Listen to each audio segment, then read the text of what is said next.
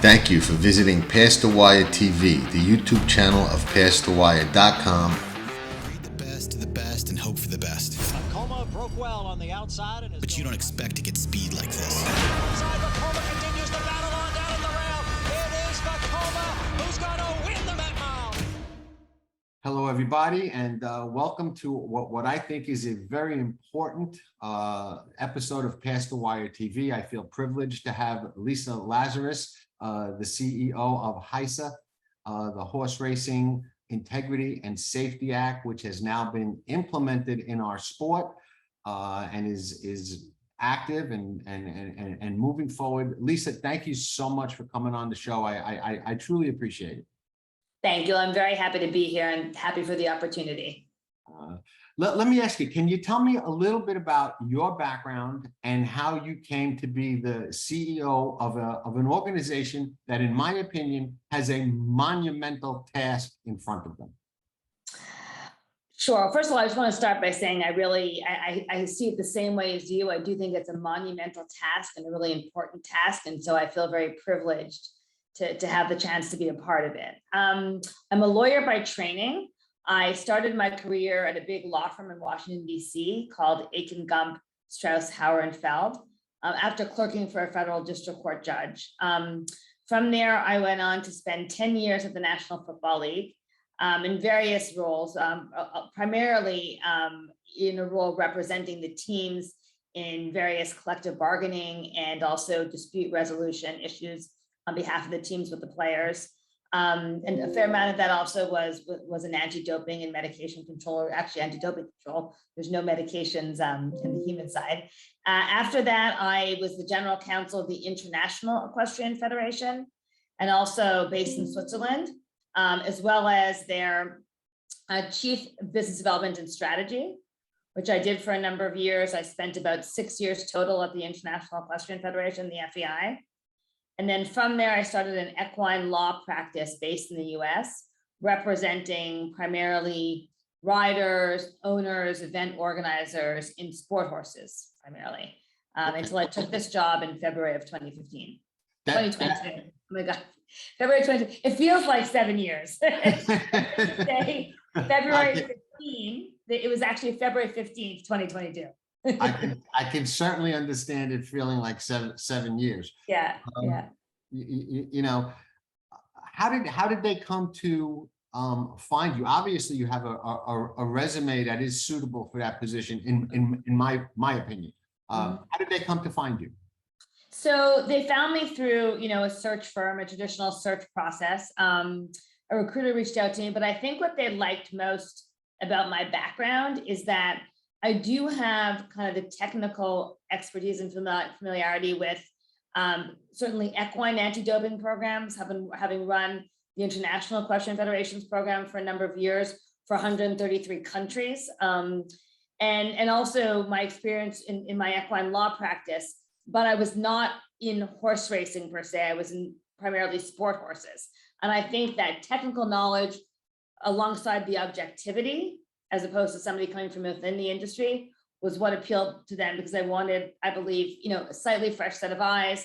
Also, one of the things we obviously confront a fair amount in horse racing is making sure that people are truly objective and don't have pre-existing relationships within the industry to be able to really be an effective and unbiased regulator. I think those were really the kind of key elements that appealed to the board of directors.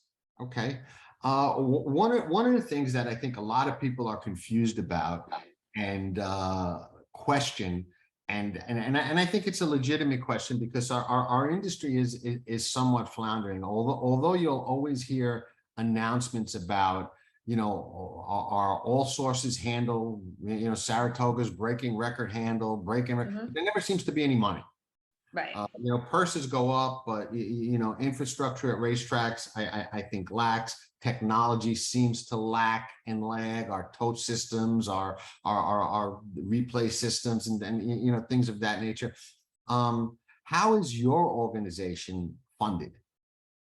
So the way that we're funded currently is the Horseracing Integrity and Safety Act provides that once HISA's budget is approved by its board of directors, That budget is then covered by all of the state racing jurisdictions, the jurisdictions that have thoroughbred racing, in a particular percentage that's assessed to them. And the way that we determine what each state is assessed is based on a formula that's comprised 50% of the number of starts in that state and 50% of the strength of purse in that state. So ultimately, that amount gets divided up, and obviously you'd see some of the bigger states putting more of the bill than the states that have less racing. If the state racing commission decides not to opt into making that payment, they sort of opt out, that responsibility for collecting fees goes to the racetracks in that state in the same essentially financial model or same assessment parameters as was applied to the state as a whole. So in other words, the racetrack in that state that has more starts, higher purse, will get a larger percentage of the cost to be responsible for. And then those racetracks have to work with the covered persons in there that race at that track. So horsemen, others, whoever they feel should participate in covering that fee, and reach an agreement with those persons on how they're going to fund that amount. So that's the technical answer. The sort of short answer is it's industry funded, and that's not ideal, obviously, because we're relying on the industry to shoulder all of the responsibility, and that's what Congress decided, and that's how Congress wrote the act. That being said, one of the things I'm in the process of doing is putting together a voluntary committee to look at other opportunities for revenue generation that are outside relying on the industry to help essentially supplement the fees that we have, and hopefully over time bring down the responsibility on the states and the tracks in those states. That's interesting, and I have a food for thought comment for you about looking outside. But before that, I would just like to comment on something you said. Self-funding is not ideal, and I agree. And what I'll probably say is not going to be a popular comment in the industry, but I'll say it because I believe it. A lot of people will think it's unfair for the industry to have to fund an outside organization to regulate itself. And I can see the logic to that. And on the surface, it sounds good. But my comment would be, we had over 100 years to properly regulate ourselves, and we failed miserably. Yeah. And now that we've made a little progress, I don't think that the progress that we made is enough to say, hey, we can do this on our own. We don't need to be funding an outside organization to do it. My opinion, as unpopular within the industry as it may be, is that ship has sailed, and we just didn't get on it when we could have and should have. So I agree with that. So one thing I would add to that is, the other piece that I think some stakeholders don't realize is that because the racetrack safety program launched ahead of the anti-doping and medication control program, we haven't been able to access sort of existing state reservoirs of funding that we hope are going to be able to be applied towards HISA, and where we can recognize some kind of efficiencies or economies of scale. What I mean by that is there was not already a racetrack safety program in place. So there wasn't money that the states had already budgeted or put aside for it. Right. Conversely, for the anti-doping medication control, every state is running some kind of anti-doping program, be it small or large, they're doing something. And that's no longer going to be their responsibility. They no longer have to pay for lab costs or litigation costs or testing. We're going to take all that on. So the model for that part of the program, it expects there to be a certain amount of offset from existing budgets that will hopefully bring down the cost overall, and not see a big beta or difference between what the states are currently paying versus what they're going to have to pay going forward. All right. Point taken.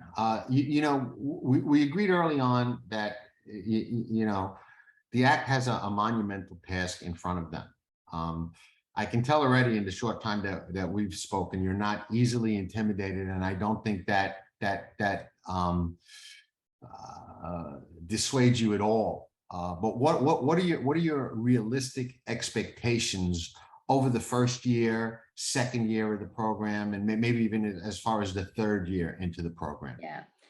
So it's a great question. And I'm not dissuaded because I understand that change is going to be hard. I mean, I think one of the things kind of coming from different sports that's unique about horse racing is that the spectrum of stakeholder is so vast.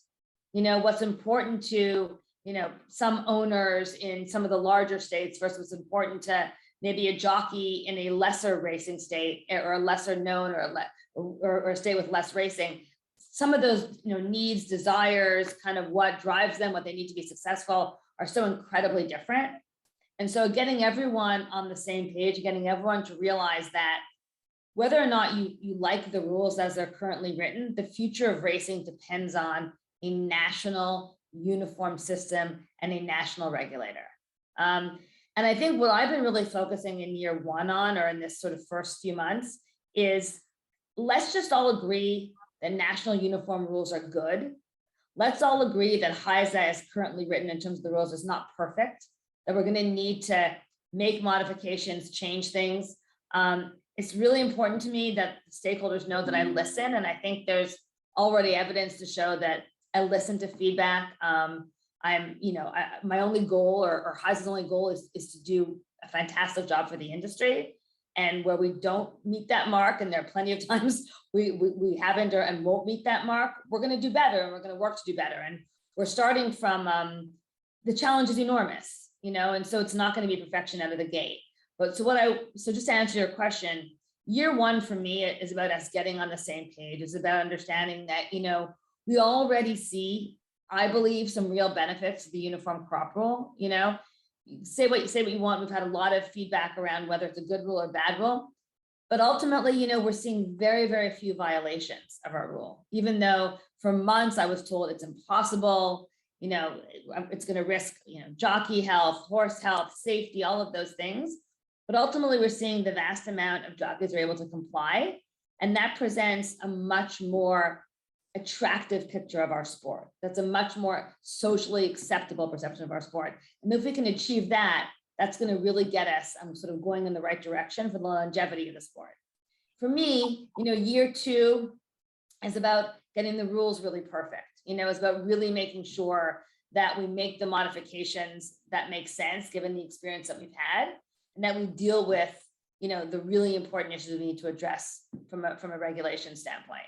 And sort of year three and beyond is obviously continuing to improve, but also growing, hopefully, some revenue for the industry so that we can put it back into the authority and actually deliver some really attractive programs that are going to help horsemen around the data we collect and the information we provide, and, you know, kind of cool electronic services they can access to track their horses, et cetera. So that's, for me, year three and beyond. I'm really hoping we can deliver some cool services to our constituents that allow them to personally benefit from HISA in a different way than kind of the sport as a whole benefiting. Right. So, you know, I think it, and correct me if I'm wrong, it's somewhat safe to say, I mean, I've been writing about and calling for a centralized regulatory body in racing for about, I don't know, 6, 7, 8 years. And saying that we're the only sport that doesn't have a commissioner and we desperately need one. I think that's you. I mean, your title is CEO, but I think it's fair to say that that is a kind of the role that you've kind of found yourself in. Would that be a fair statement to say, hey, now we kind of do have a commissioner, and it's the head of HISA, Lisa Lazarus? So what I would say to that is, I think I'm certainly the spokesperson, you know, for national uniformity, for regulation, for speaking with one voice. You know, I'm sort of a humble person, so calling myself commissioner feels a little awkward, but I will definitely accept that you know, I speak for the industry, and that when there is a problem, there is an issue, that sort of, you know, the public thinks to turn to me to explain how we're going to address it. And that's important because, you know, what I try to also tell horsemen and folks that are not comfortable with HISA or anxious about the future is I try to tell them, listen, you do your job, you keep doing what you're doing, and you follow the rules. And the value of me is I'll take the heat. You know, I will respond to concerns. I will make sure that we're responsive and that we're doing what the public is asking us to do in terms of horse welfare. I'll answer to Congress. I'll do all this hard stuff for you. You just do what you do and follow the rules, and we can kind of all get to a better place together. It's going to take some time for that message to fully resonate, I think, with the industry, but I really hope that over time they see HISA really as an asset and as an ally, and not as an entity that's trying to ruin, the sport or interfere in their ability to earn a living, because that's not what we're trying to do. We're actually trying to preserve their ability to earn a living for the future. Because honestly, I think and I certainly am acutely aware of the fact that there's no guarantee that horse racing is going to be around forever if there aren't, some really important changes made. And for me, it's all about the legacy of the sport. And if HISA does its job, and I'm going to kill myself trying to make sure we do our job, then there will be a genuine legacy for generations to come, and that will be guaranteed. And that's, I think, really what the responsibility is. I was going to ask you about, any preparations that you did for the job in exploring the history of the sport, but I'm going to pass on that because I believe it's obvious that, based on what you just said and everything you've said up till now, that you are prepared and do know the history of the sport, are familiar enough with it to be in the role that you're in. So I'd like to get to a couple of, I think, more meaningful things. Rules. Okay, we know the crop rule is something that came out and caught a lot of flack. Okay, and one of the problems were people seem to feel that the rule penalized owners as opposed to the riders. And then we had an unfortunate incident where it seemed that the stewards either misinterpreted it or overstepped it and disqualified a horse that probably shouldn't have been disqualified based solely on that rule, if that's the only reason that the horse was in fact disqualified. That certainly didn't help the situation. So my question is, are the rules subject to tweaking and changing? Do you see a problem where they are penalizing owners for something that a rider is doing and an owner has no control over? And is HISA's reach going to extend to holding stewards accountable for properly interpreting and applying the rules? Because, one of the things in our sport up till now, stewards have never really been accountable to anybody. They just say, this is what we've decided, and you pretty much need to deal with it and live with it. And they've been, frankly, inconsistent in decisions. I think everybody in the sport can live with not agreeing with the decision. I think where the problem comes in is when you have a decision that's made Wednesday and you see the same thing happen on Thursday result in a different decision. Well, come on, this horse did less than that horse and you did this there. I mean, they need consistency, and I think they need accountability. So rules, are we going to be able to change them? Is there an issue in penalizing owners? And are we going to be able to count on HISA to hold stewards accountable for properly applying the rules? So I'm going to answer those questions in sequence. So the first is, there's absolutely scope for revising the rules. I mean, that's, that's our job, right? Is to look at how the rules are working, to take serious stock of them, take an objective stock of them, and to make those amendments. I will say that the racetrack safety rules are developed by the Racetrack Safety Committee, Standing Committee, that was appointed by the nominating committee that was given that responsibility by Congress. So it's a 9-member committee chaired by Dr. Susan Stover, who's a very well-renowned veterinarian at UC Davis, University of California, Davis. So that's their job. But absolutely, they will be taking feedback, and we'll be taking a really hard look at how things actually worked in practice. And there are likely to be revisions in January. The second thing, though, I do want to be really transparent and honest about is the crop rule, the rule that, so you probably know that the crop rule has 3 levels of sanction.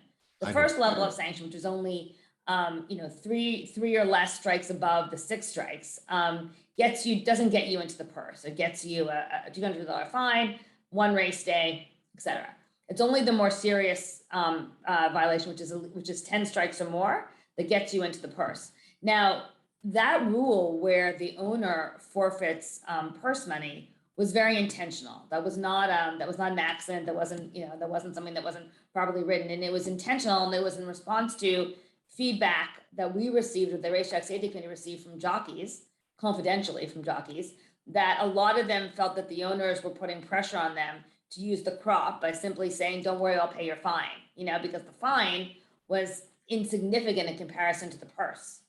And then unless we actually made a rule where there were consequences for the owner, we wouldn't see a genuine shift or a genuine cultural change with regards to crop use. So that's why that rule is put in place. Now, I think it's too early to say whether it's working or not. And if it's not working and it's not having the intended effect, then we will absolutely revisit it. But I will say that I'm only aware of, at least we've only received 2 stewards rulings so far, where the crop violation got into the purse. It's the 2 you mentioned, the Delaware Park and the Belterra. But those are the only 2. So there may be more to come, and it's way too early to sort of make generalities or to sort of take stock of where we are. But to date, we've only had 2. So if this trend continues, I would say that it's probably not as big a problem as people were concerned about, because obviously, jockeys are able to comply. It's too early to make that assessment yet. I'm only saying if the trend continues as it is. With regards to stewards rulings, listen, it's early. It's such early days, right? It's an entirely new system. So I feel like we have to give, some grace to how stewards are implementing HISA right now in July, but the Delaware Park ruling was the correct one and the Belterra Park was not. There's been a fair amount of discussion. We hold weekly stewards calls with HISA personnel. We have handbooks, et cetera. And we've always communicated that there is no disqualification. There's only loss of purse money. So that was an error, but I don't feel like it's an error that anybody needs to pay real consequences for, because it is really early days and we have to expect some hiccups and et cetera. I do plan to have I do plan to hire somebody to be in charge of stewarding for HISA to make sure that there's real genuine uniformity in approach, in application and implementation, and that there are consequences for not properly applying the rules once there's been enough time for those rules to be fully learned, fully understood, once we give everyone a chance to really adapt. That is, we will be putting in place a system that does that. In fairness, I just want to point out that, the stewards get that grace because it's early on, and I understand that, it makes sense, but the bettors who were affected by that adversely didn't get that grace, and bettors in this sport feel like nobody remembers that they are in fact the customer, because the negative stigma that's attached to the gambler, the racing industry almost seems to detach itself from their own customer, the gambler, whenever they can. So that's probably the reason that those incidents cause so much of a stir. So I'd ask you, are you aware that the bettor is the customer and that they did suffer adversely without that steward's grace period? 100%. And I do agree that, the bettor is the customer and we need to better serve the customer. I've gotten that feedback from a number of people and it absolutely rings true to me. The only thing I'll say in response, and it's not a defense, because they do need to be, they do need the certainty. And that's why I think this uniformity is going to ultimately, once we get all of these kind of creases ironed out, is going to be good for the bettor. It's going to be best for the bettor. But how often do you see NFL referees missing calls and NBA referees missing calls, and you don't change the outcome? You know what I mean? And so I'm not saying we need to do better for sure, but we're a sport and there's human error, like there is in any sport. Now I realize the gambler is more central to horse racing, but there's still plenty of people betting on NFL games and NBA games. So with a human element, there's always going to be some mistakes. It's just our job to make sure they're very, very rare. No, point taken.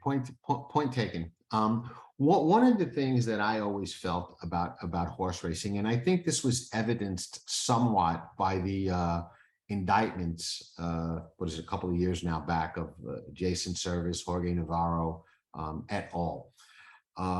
Does HISA have a direct line of communication with law enforcement or the U.S. Attorney's Office or local prosecutors when something occurs that is not simply an overage, but something that actually breaches that and is criminal in nature, are you going to have, or do you have established a direct line of communication to say, hey, listen, this is beyond a fine and suspension. This is something that needs law enforcement type of investigation and looking at, because without that, I think there's no teeth, honestly. Yeah, no, I think you're right. And of course we do, and we will, and we don't actually take over the doping space until January, as you know, but yes, absolutely. Just given the relationships we've had in place so far, and given kind of what key stakeholders have done with regard to the investigations, we also are going to have the authority and an anti-doping program that is more rigorous than most states currently have, and that's uniform. And so if you're suspended in one state, you're going to be suspended in another. There's no need to kind of go back and go to court, et cetera. There's not going to be recourse to the state courts.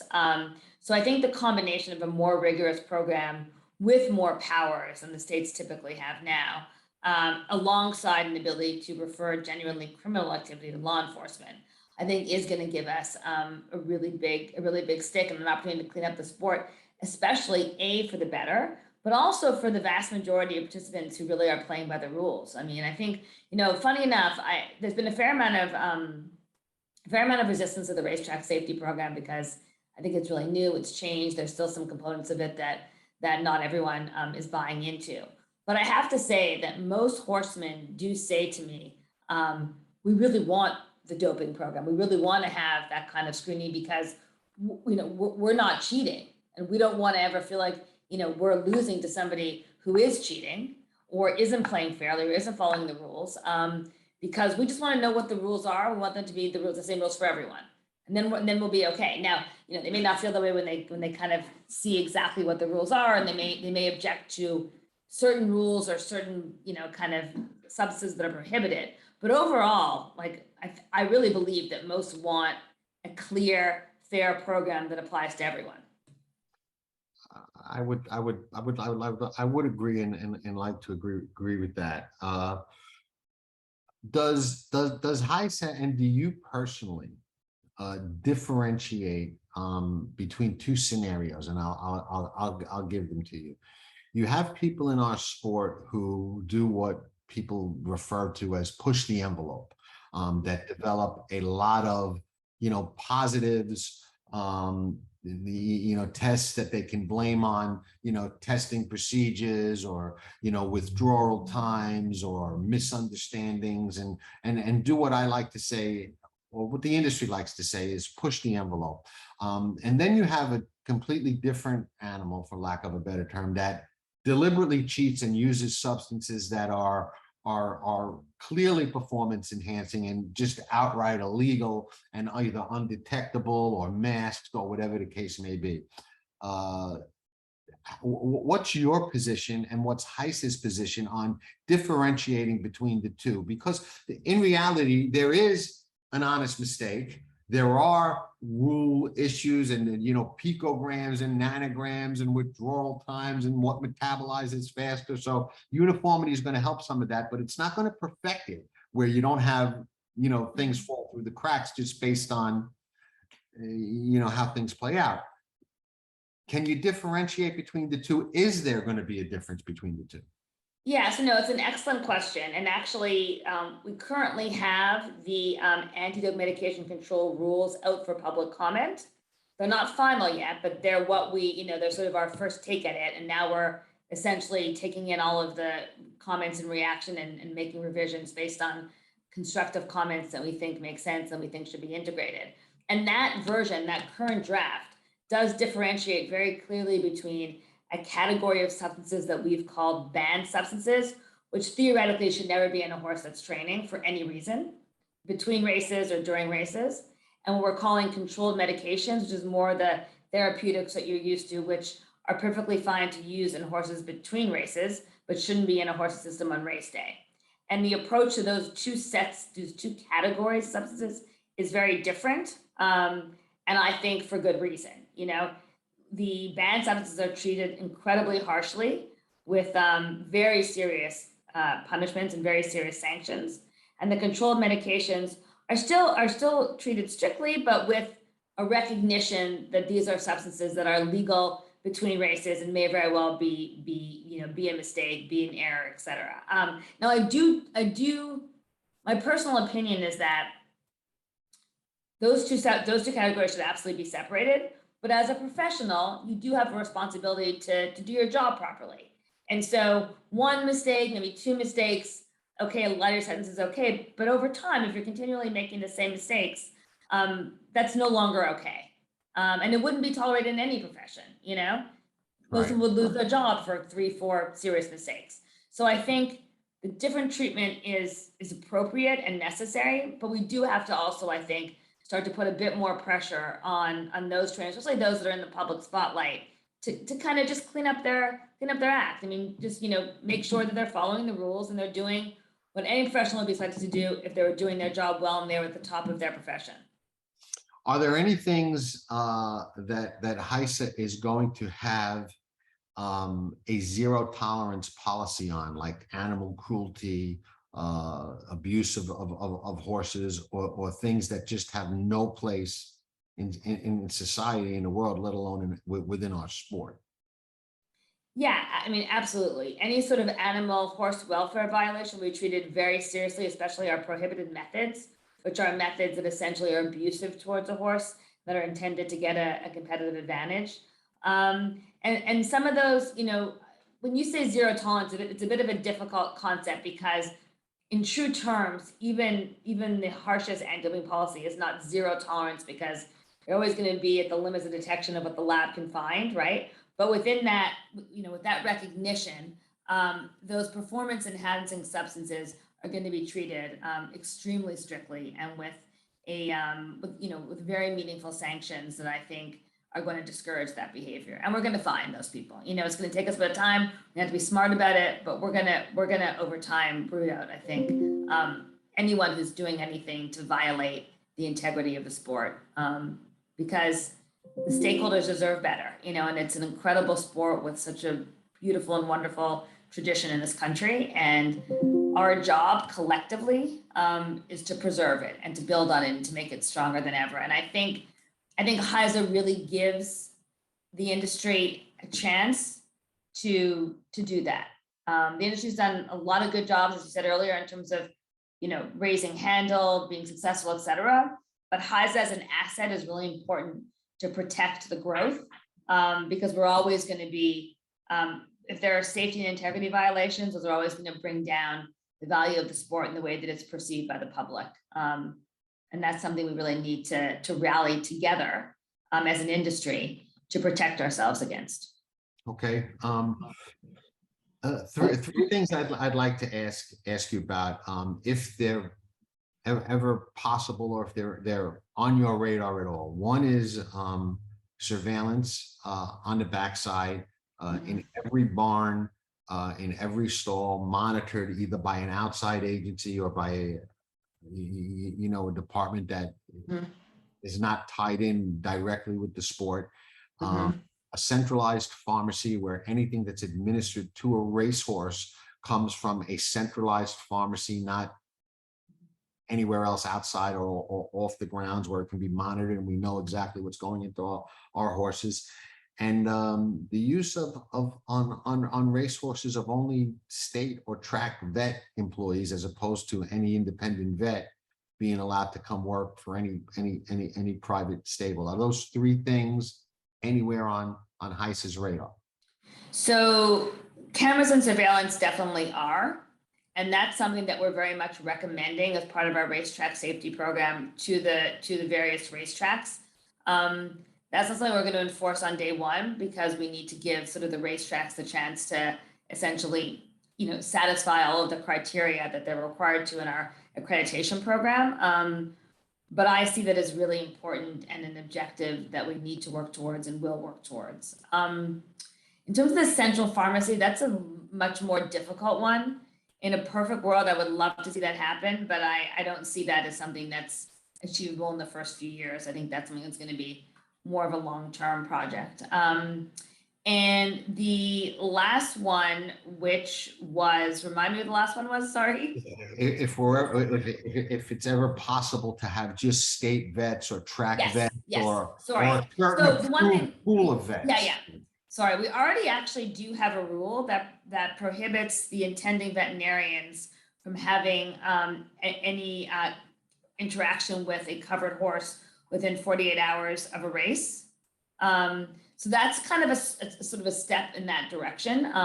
They're limited to the regulatory veterinarians. There's an exception for the administration of LASIX for third-party LASIX veterinarians, and then if in states that don't have those, the regulatory vet can oversee the intending vet delivering and administrating LASIX. But other than that, we have that rule, and we're going to continue to really look at the veterinary issue and how we can improve veterinary reporting and veterinary policies. I mean, one of the things that we're also faced with at HISA is that there is a shortage of regulatory veterinarians, and so we also need to think as an industry strategically about how we attract more equine veterinarians into the industry. And so I think that has to be considered alongside restricting access from attending vets. But it is an issue that we're aware of and we're looking into. All right, you've been great with your time, and I appreciate it. I won't take a lot more of it. Just a couple of other questions. You had mentioned early on when we started talking about conflicts of interest in the sport and connections, and our sport literally is littered with all different types of conflicts. I mean, two of the top riders in the nation, if not the world, are brothers, Irad Ortiz and Jose Ortiz. They ride against each other every day, and there's super competitive, but a lot of people take issue with that. You have people that are, married and dating and residing together, and all different kinds of relationships on the racetrack. We're our own little world and community. Are conflicts of interest something that HISA will look at and decide that certain types of relationships are, quote, okay, and certain ones are not okay to compete against each other?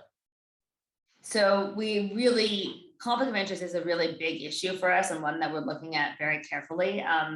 We have in our own bylaws a number of rules around conflicts of interest for the board, for employees, for me, obviously. So it is a sensitive issue, and I recognize the importance of kind of getting it right over time. We haven't started to look yet at jockeys competing against each other or trainers. But I think it'll naturally evolve that way. As we're going to look at the priorities that we think need to be met in those first couple of years on how to improve integrity and safety. And then as we kind of get our arms around, the ones that are most pressing, we'll move to the next one. And I definitely think conflicts of interest has to be on that list. Now, does HISA have the power once, you're knee deep in this and you decide, okay, this is something that has to be done, okay? Do you have the power? Does your organization have the power to do it, or do you have to go to Congress and get it approved? Is it people always are reluctant. Oh, any government agency involved, there's too much red tape to get anything done. Is that going to be a problem with you guys?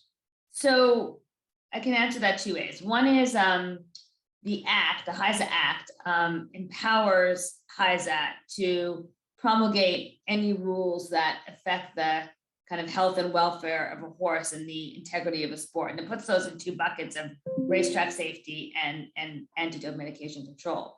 So they would have to be related in some way to one of those two buckets. But my sense is that, they do relate to the integrity of the sport. And so we would definitely be able to draw a connection between where we're empowered to regulate and the issue at hand. That being said, we are overseen by the Federal Trade Commission, and we cannot promulgate or enforce a rule unless it's been approved by the Federal Trade Commission. But I don't think for conflicts of interest, I don't think we'd have to rewrite the act, but we'd have to promulgate rules that are within the meaning and spirit of the act that are approved by the FTC.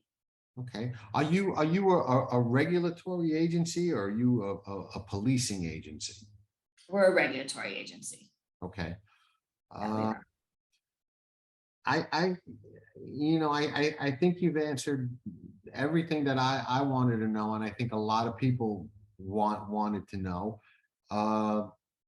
What's your feeling thus far about how things have gone in the rollout? I know there was some balking at people having to register.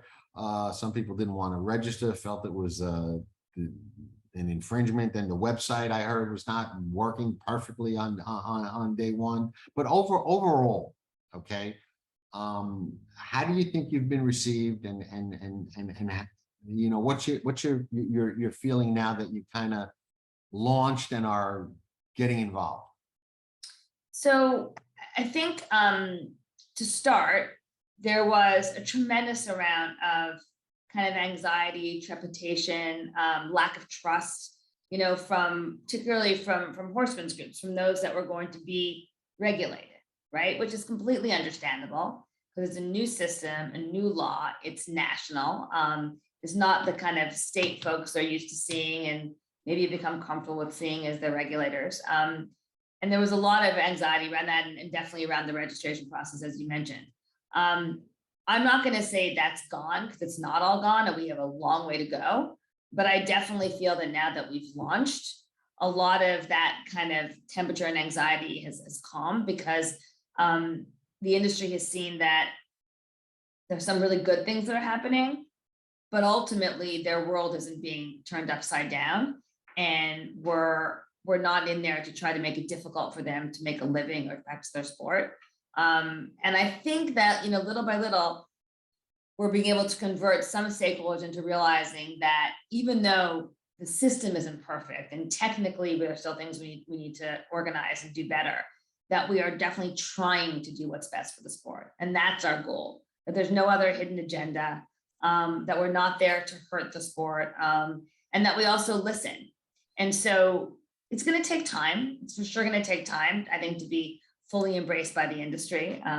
Right now, we have our ardent supporters and we have our detractors and our skeptics. I think I'll put that in 3 categories: ardent supporters, skeptics, and then those who are, you know, very much against and don't trust, you know, what we're trying to do. And, you know, I'm going to let the actions speak for themselves. You know, the work, the rules, the program.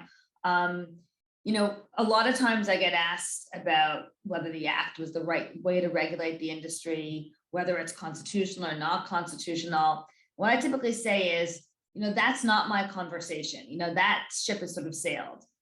We are where we are. My job is to implement the law, and I'm going to do my very best to implement it in a way that improves the industry, moves the ball, you know, kind of up the court, so to speak, and ultimately is responsive to what I think the industry is telling me it needs, you know? And for me, success is really about, are we here? Are we doing it? And are we working to be better? I'm the first one to say, you know, there were hiccups, we had to resolve. But what I'm really proud of, if you were to ask me that question, you didn't, I'm going to answer it anyways. What I'm really proud of is there's an incredibly dedicated team of people that work for HISA. They're working 20-hour days, 18-hour days for the last, you know, couple months. And they really just want to make things better for the horses, for the riders, for the people. And I'm sure of that. So I really believe that over time, those that don't see it now will ultimately see it and understand it. We're never going to get everyone on board. But I think if we keep doing what we're doing and we keep working towards our goals, we will eventually be able to convert, I think, the vast majority of racing participants to see this is really a good thing for the industry, not a bad thing. So you would say it's completely false, the rumors out there that HISA really wants to shut the industry down or get rid of horse racing, and is a means by which the animal rights activists can work to get our sport shut down? I would tell you those are absolutely 110% categorically false. And that I certainly wouldn't be leading an organization that had those objectives in mind. Everyone that works for HISA, well, almost everyone that works for HISA comes from the sport, has had a really good career in the sport, and wants to give back because that's what provided for them and their family and given them so much joy. And Is they that are, true? Because I hear on Twitter that nobody that works at HISA has any background in thoroughbred racing whatsoever. well, I'll tell you, Mark Guilfoyle was the executive director of the Kentucky Horse Racing Commission.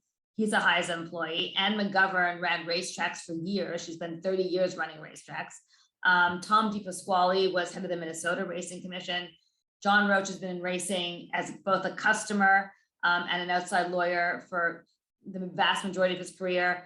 John Forgey worked for the Kentucky Horse Racing Commission. I mean, I could go on and on. I think I might be the only one that's actually from outside the sport.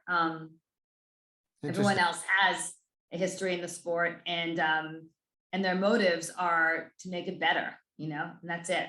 Okay. Will HISA have a means by which trainers and owners or any stakeholders or anyone involved in the game can communicate concerns, or if they're aware of something going on nefarious or cheating, so to speak? Will there be a way to report that in a manner that you don't feel like, what's the sense of saying anything? Nothing ever gets done anyway. Which is a common feeling on the backstretch nowadays. It's like, well, why say anything? Nobody does anything anyway. Sure. So we're already there. We have a website, www.HIISAUS.org, and we do get a fair amount of people writing into the general sort of contact email, concerns, issues, feedback, and we read all of those. We take them all into consideration.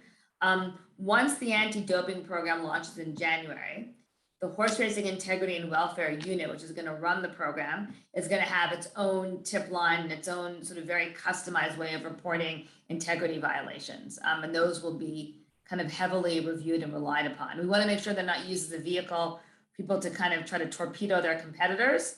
So we'll have, people in place who know how to vet those comments and vet that feedback, but we will be using it and we will be, reviewing it and responding. Okay. Lisa, I thank you so much for your time. I really do. I enjoyed speaking with you. I enjoyed learning a lot more about HISA, including how to pronounce it. And I really thank you so much for your time, and I wish you success. And I'm a supporter. I think it's something that the industry needs. So I hope you consider myself and Pass the Wire as allies and supporters of HISA. And everything that you guys are trying to do. I'll stop the recording now and then say goodbye real quick off camera, if that's okay. Sure. Yeah, absolutely. All right.